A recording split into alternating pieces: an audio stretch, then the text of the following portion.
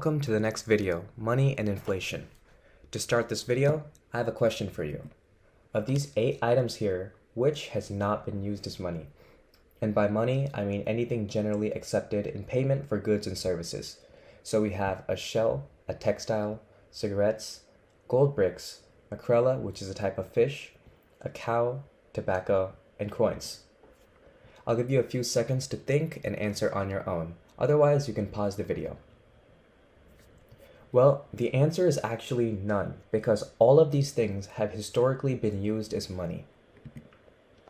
So that little activity may have been confusing, because when you think of money, shells, cigarettes, and cows aren't exactly the first thing you think of. To better define money, we use these 3 functions to decide whether something could be considered money or not. The first is that it should be a measure of value, so in other words, values of things would be expressed in quantities of it. The second function is that it's a store of value, or a way to store wealth over time. The third function is that it's a medium of exchange, or it's accepted in buying or selling goods. So going back to what you think of when you hear money, for me at least, when I hear money, I think of this dollar sign right here. Why? Because it represents the US dollar, which happens to be a type of money. Let me show you how. Is it a measure of value? Yes, because when I go to the grocery store, I can easily see that one bottle of orange juice is $4 and another bottle of orange juice is $5. Because each item has a price in dollars, it's easy for me to compare the cost of each one. Is the dollar a store of value?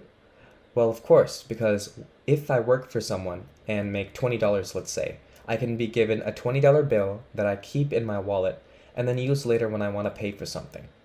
Finally, is the dollar a medium of exchange? Yes. When I'm done shopping at the grocery store, the cost for my items is, let's say, $19.63. I can easily pull out the $20 bill that I had from earlier and pay for my items, while the cashier now exchanges the extra money I gave them with a few coins, and that is called change. Now let's talk about another example, Bitcoin. As you may know, Bitcoin is a type of cryptocurrency that people buy and make money off of when they grow in value. Is Bitcoin a type of money though? In brief, no, not exactly. Bitcoin isn't exactly a measure of value. Even individuals who have been very successful in trading Bitcoin quote their wealth in dollars, not Bitcoin. They never say how many Bitcoins they have. They say how much in dollars, or other currency if they were in another country. They grew through Bitcoin. Cryptocurrency markets are sized in dollars, not Bitcoin or other cryptocurrencies. Is it a proper store of value?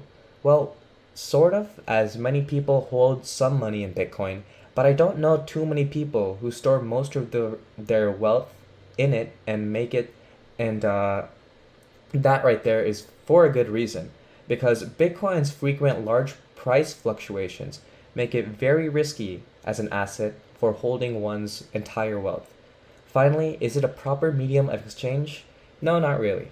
Most vendors don't accept Bitcoin for a payment.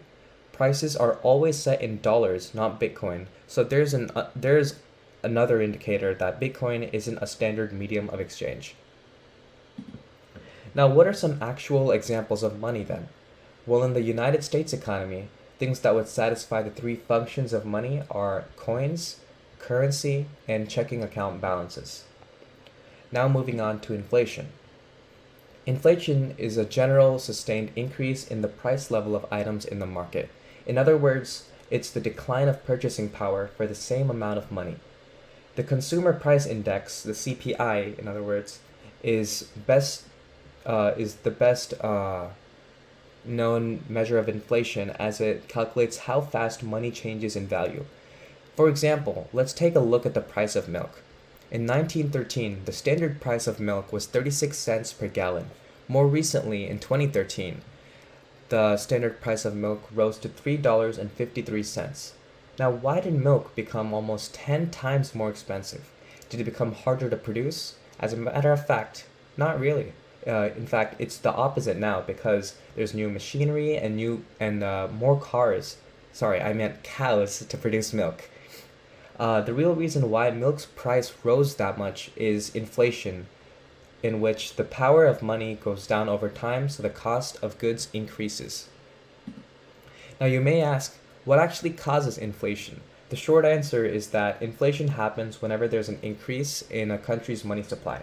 Now that makes sense because the more money there is available, the less valuable it becomes. Now, who exactly controls a country's money supply? It's usually the country's central bank, and in the case of the United States, it's the Federal Reserve Bank, or the Federal Reserve. Why does it happen? Well, there are many reasons for that, but they concern deeper economics, which we won't go too far into in this course. For now, in our introduction to finance, we'll just keep in mind that inflation exists. So now finally, that brings us to the end of our video. See you in the next one. Goodbye.